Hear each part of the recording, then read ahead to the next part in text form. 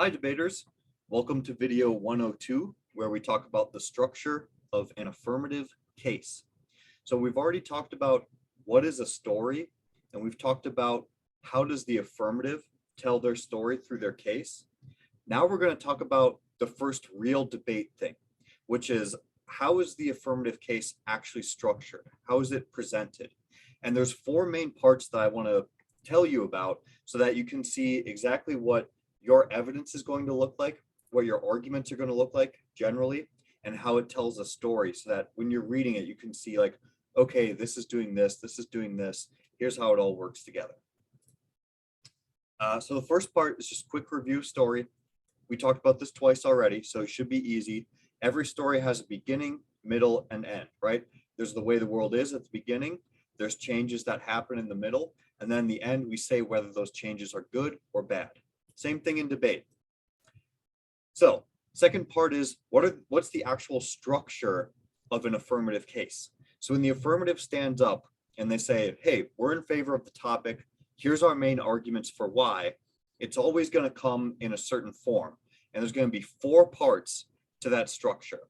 We're going to go over each of these individually, so don't worry about it too much right now, but we're looking ahead. That's why we have that telescope there. So the first part is uniqueness. Uniqueness tells us what the story is like right now. Second part is solvency. Solvency is how the plan changes the actual world. Third part is the impact. The impact is the bad thing that will happen if we don't pass the plan, or it's the good thing that will happen if we pass the plan that wouldn't otherwise have happened if we didn't pass the plan. And the fourth part is the actual plan itself. It's the law or policy that the affirmative wants the judge to pass at the end of the debate. So let's go through each point and let's think about how they would look in an actual debate. So the first one is, so let's take the example of an affirmative case where the affirmative case is that the government should ban zoos. Okay, we're going to get rid of all the zoos. That's what the affirmative wants to do. The topic is about should zoos exist or not. Okay, so what is uniqueness for a plan like that? A uniqueness would say, what's the world like right now? So uniqueness is the beginning of the story and it tells us where we're at. So for example, if you were saying we should ban all the zoos, we should probably know how many zoos there are, right? Is there one? Is there 1,000? Is there 1,000,000? Where are we at? How many are there?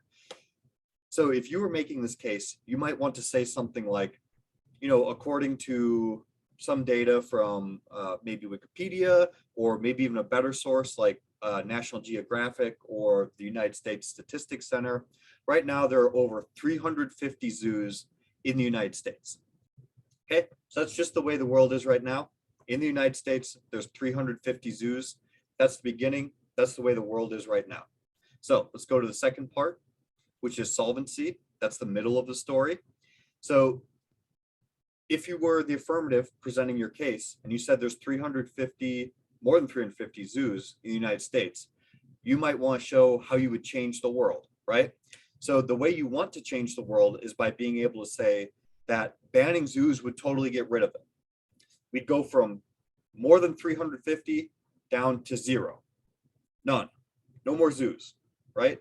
So that's a pretty big change in the world. You go from over 350 down to zero. So is that good or is that bad?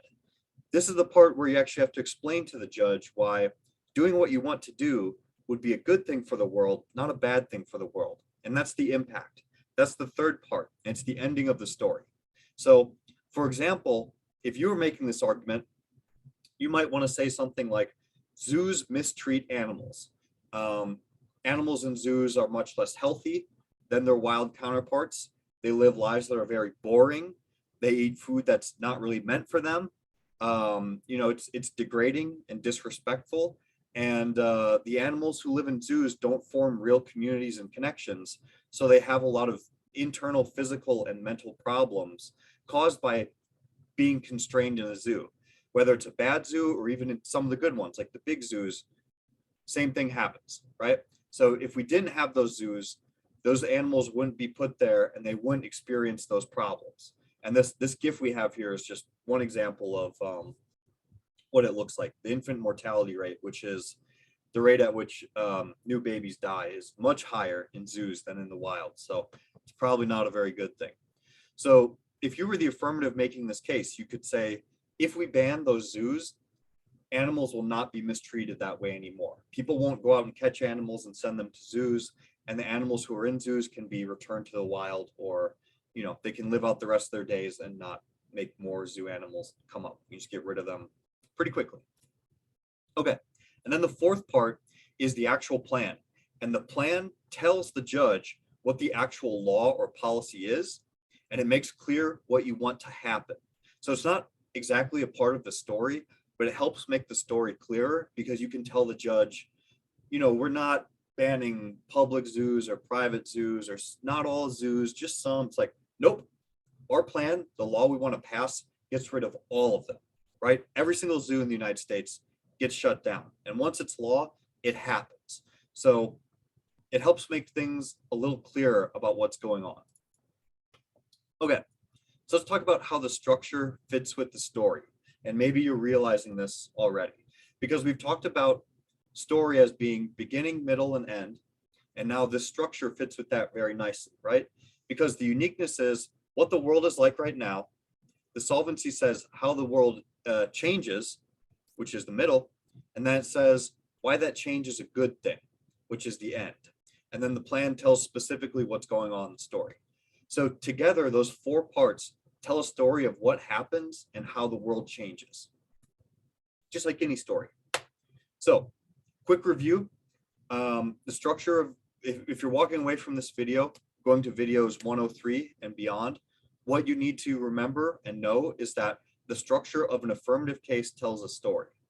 The uniqueness tells us the beginning, solvency tells us the middle, and the impact tells us the end of the story. And then the plan tells us exactly what happens. So as you're reading through the evidence, as we actually talk about each piece and what it says and what it does, you should know that this is the goal of that evidence, is to help you tell a story and to help you make the best argument possible for your side, so that you can convince the judge to vote for you and you can win the debates. Okay? So I hope you enjoyed this. I hope you learned a lot, and I will see you in the next video.